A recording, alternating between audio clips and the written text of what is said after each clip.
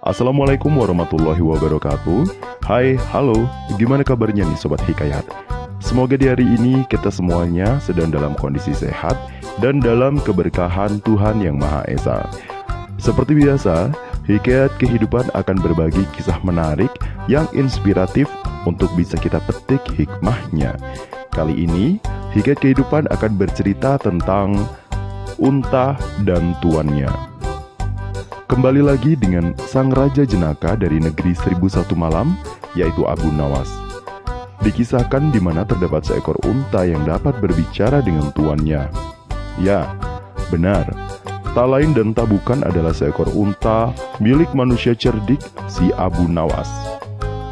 Diceritakan pada suatu waktu, si Abu Nawas sedang membawa unta kesayangannya untuk mengembara dan berkelana. Setelah si Abu Nawas meminta izin kepada istri tercintanya, bergegaslah ia bersama unta yang telah dilengkapi dengan pembekalan selama pengembaraan berlangsung. Dan mulailah si Abu Nawas dengan untanya menyusuri luasnya hamparan gurun pasir yang membentang. Panas terik matahari dan dingin silih berganti dihadapinya. Memang perjalanan yang cukup lama dan melelahkan. Tepat di bawah sinar matahari, dekat sebatang pohon, Abu Nawas dan untanya berdiskusi. Tuanku, apakah perjalanan yang akan kita tempuh masih jauh? Tanya sang unta. Ya, benar. Kita masih harus melintasi 2 gurun pasir lagi. Baru kita akan sampai di desa terdekat. Nah, saat sampai di desa tersebut, kita baru akan bisa beristirahat di penginapan. Jawab Tuan Abu Nawas. Selang beberapa waktu, mereka kembali melanjutkan perjalanan. Hari berganti hari, Abu Nawas kemudian menghentikan perjalanannya dan beristirahat sejenak. Ia kemudian mendirikan sebuah tenda gubuk untuk membaringkan badannya semalam itu. Tapi malang sungguh malang bagi sang unta, ia tetap dibiarkan tetap di luar tenda yang memang kecil itu.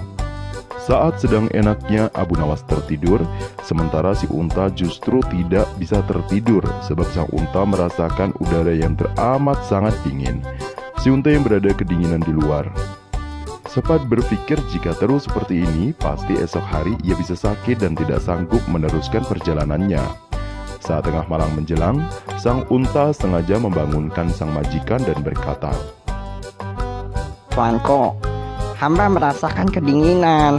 Izinkan hamba memasukkan kaki saya untuk masuk ke dalam tenda ya. Pinta sang unta. Tuan Abu Nawas tidak merasa keberatan dengan permintaan sang unta karena ia merasa kalau kaki saja tak akan mengganggu istirahatnya. Setelah beberapa saat, si unta mengajukan permohonan lagi. Tuanku, izinkan semua kaki masuk ke tenda kerta kedinginan dan besok sanggup membawa tuan di atas punggung hamba. Pinta sang unta lagi. Bener juga sih, gumam Abu Nawas yang akhirnya mengizinkannya. Beberapa jam kemudian si unta kembali memohon kepada Abu Nawas.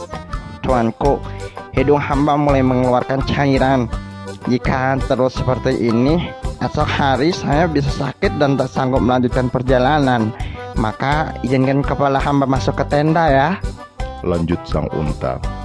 Hal itu terus berlanjut sampai-sampai si Abu Nawas tidak menyadari kalau dirinya telah tidur di luar tenda dan ia pun mulai merasakan kedinginan.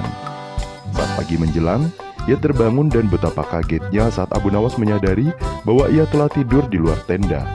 Dan saat Tuan Abu Nawas melihat jagoannya alias sang unta masih tidur nyenyak di dalam tenda, dengan geram ia membangunkan sang unta.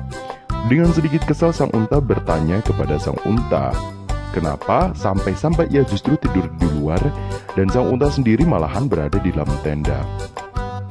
Setelah terbangun, sang unta mulai tersenyum manis sembari mengusap-usap matanya yang masih sayu. Dengan santai dan tenang ia menjawab, Lah, saya kan tidak menyuruh tuan tidur di luar. Saya bahkan telah meminta izin saat sebelum saya masuk ke dalam tenda. Dan bahkan tuan sendiri yang mengizinkan saya, bukan?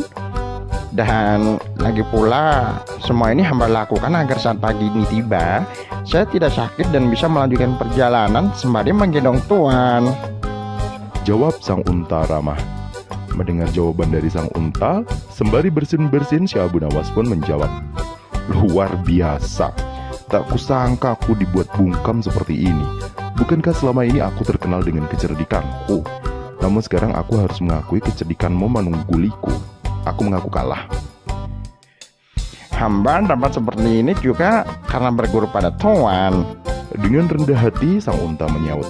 Begitulah sobat, cerita singkat si Abu Nawas, si raja cerdik yang kecerdikannya dikalahkan oleh untanya sendiri. Semoga menginspirasi dan bermanfaat.